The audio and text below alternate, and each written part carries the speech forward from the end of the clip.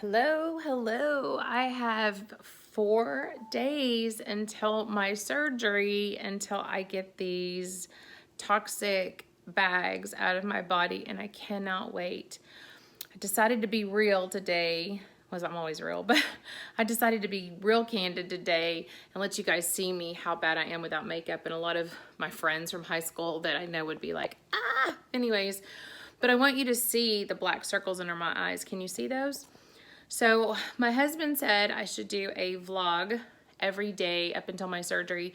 So that's what I'm gonna do. I'm gonna take you with me all the way. So you can see the pros and the cons and the things that are gonna go on and the things that I'm gonna have trouble with and the things that are gonna work. And so I just feel like it is really important to share this message because there's thousands of women out there that have breast implants and they are killing women, and we need to speak out about this. And so, but I want you to see, can you see my eyes, how black they are? Hold on, I was in a different kind of light a while ago where they looked really sick. Hold on, I'll take you over. Let me see if I can take you to a different light. See how bad they are? So I want you guys to remember how black my eyes are underneath, because I'm not gonna have those anymore, and I can't wait. So anyways, I look like this today because I'm cleaning house. Yuck. And packing and getting ready because the house has to be clean because I am not coming home to a dirty house. That is just a no-no for women. So anyways, I'm not going to remodel for a few weeks, and it's going to drive me crazy, and it's going to be nice at the same time. But no painting. Probably the first time I've taken off from painting in 2 years. I'm either covered in paint or dirt. That's just my life. That's how I live. That's how I roll. So anyways, I just want y'all to know that I'm going to take y'all with me and let you see this. And so I'll put it on YouTube. I'm too scared to do TikTok. It's just kind of, I'm just not that cool, you know? So my shirt, it says, I just want to love Jesus and take naps. Is that just me or what? But anyways, so that's my life. But anyways, I am going to take you with me and let you see and experience this. And I wouldn't be having surgery if it wasn't for you guys and all that you have done to help me. And you can see how sick my eyes are. They're just, looks like I've been punched in the face. I have raccoon eyes. So I am looking forward to those going away. And looking at the whites in my eyes. But a lot of these women have so much inflammation that they're losing 20, 30 pounds after surgery. So I'm hoping I'm one of those people because I'm so puffy. I wake up, I can't even wear my wedding rings. And I usually never take them off. I can't wear my wedding rings. I can't, you know, I'm just swollen all the time. And my mom's like, you need a water pill. And I'm like, no, I'm not going to take a water pill because I'm dealing with inflammation. My tongue is swollen. I have ridges on the side of my tongue from the inflammation. And it just comes from adding chemo. My body was already sick. And then add the chemo and the radiation to it. It's not happy. So I'm hoping it's going to just be so excited. It's probably going to go in shock for a little bit. So if y'all don't hear from me a whole lot after surgery, there might be a reason. So it's so weird. I post stuff and like some people take me off. It's like they don't even want me to talk about it, probably because they have them. So, but I've had them for 21, I have had them 21 years. And so the doctor who put them in at UT Southwestern Medical School residence program, we didn't have much money then. So my husband at that time saved money and we had it done like at a discount cost, and he did a fantastic job. Matter of fact, I went to a doctor and she was like, you shouldn't even be getting these out. But they're not mine. And they're not what God created. So it's very important to me that I get refined and become who God wants me to be, not who the world wants me to be. So Barbie's going away, and I can't wait. But anyways, all the vanity just being stripped away. It's been hard. It's been really, really hard. First it was my hair. Now it's my boobies. So anyways, I guess people can't handle me talking about my boobies. But I can't tell you how many women have come on my page from going through this, and God's going to use this for his good. He's going to take anything bad and make it for his good. So that's what he's doing. And these women don't even realize most of the time why they're being refined. It's amazing. They don't even realize that they're hearing from Holy Spirit. So they're just getting them out, and they know that they don't want them anymore, and they don't really understand why. So the doctor that put them in, his name happens to be Dr. Love. So that's what's really funny.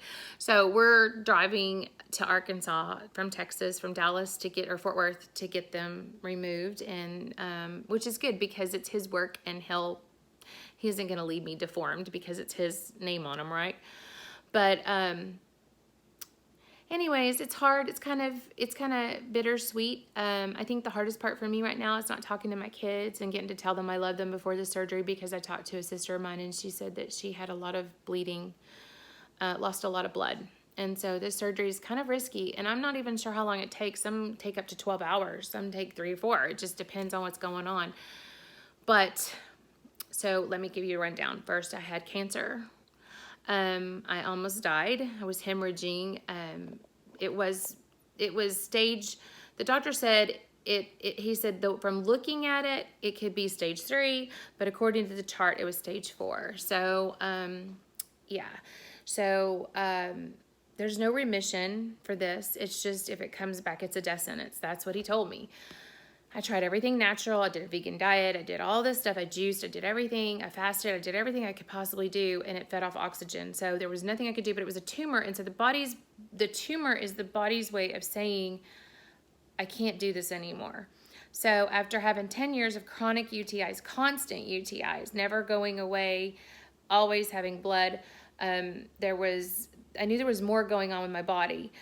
And I'd had bladder surgery as a baby, so we went in and tested that, and the doctor said, no, all that looks good. There's no scar tissue. There's nothing going on. It's great. And then, so we've been weeding it all out over time, and even the cancer doctor said, yeah, I think you need to get those out. So I have 2 doctors saying I need to get them out, but there's no code, and it's not a diagnosis, so insurance company won't cover it. And so... let's see. So the constant UTIs, and then I have a cyst on my adrenals. They found when I went in, when they told me I had a hemorrhoid and sent me home. There was a cyst on my adrenals, which sit on top of your kidneys. We have a right kidney that hurts all the time, and we think that the cyst has to come off too. So after this, I've got to go deal with that. But the cyst, usually those are tumors. Usually they're fatty tumors. But when they found it, it made sense to me, because what's happening is my body, I have adrenal fatigue anyways. So my body's pumping out so much cortisol that, which is why hormones do nothing for my hot flashes.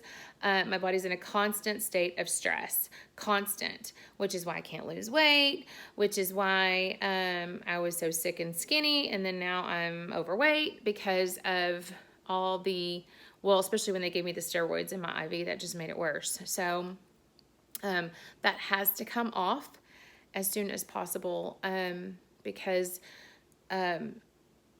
it's just making my body in a constant state of stress. But so between that, and so what happens is the breast implants are foreign objects. They're water in silicone shells. So, and I believe that they have fungus on them, or there's the valve. They said the valve has fungal issues. And so I've always had to stay on antifungals, just to stay alive. And so, well, since we found the cancer, and most doctors don't want to give those anymore. So, I've tried the antifungal diet. I've tried everything. I've tried oil of oregano. I've even swigged like everyday apple cider vinegar with lemon, frankincense, oil of oregano, thieves, grapefruit, and there was one more, and it was so nasty. It burns going down, that's all I can say. But I did that for like months, and it did nothing. It just keeps the UTI at bay. So trust me, I've tried every protocol I can possibly try. This is a last resort. I had no option. But what's happened is the breast implants make the body fight this constant infection. The breast implants build a hard capsule around the implant. So it tells me that's the body's way of protecting itself, and it's building this hard shell around it, so as a defense mechanism. So the body's in a constant state of fighting that infection. So that makes so much sense to me that the implants, so my that would weaken your immune system and cause all these autoimmune diseases that we're seeing with women. And I have chronic fatigue and fibromyalgia. I had the first chronic fatigue and fibromyalgia specialist in Texas ever. And he was the first one in Texas, and he was amazing. But it's crazy because his practice is closed and he is nowhere to be found. But he helped me a lot. But I went through hair analysis, and I did heavy metal testing. I went to nutritionists. I did lymphatic drainage massages. My lymphatic system wasn't moving. My endocrine system started to shut down, and then I started having problems with my thyroid, and it became more like Hashimoto's, and it's just one thing after another. And after 21 years of my body fighting a chronic infection, like I literally thought about when my kids would go to Disney World. I loved Disney. I always have this little girl and everything. Yeah, I know it's wicked. But anyways, I love Disney. And I would get up in the mornings and I would just say, God, please help me get through this day. Please help me. As much fun as I was having, it was all I could do. And I think about how much time I robbed from my kids because of my selfishness, because I was so fatigued and so tired that I wasn't a very good mom because now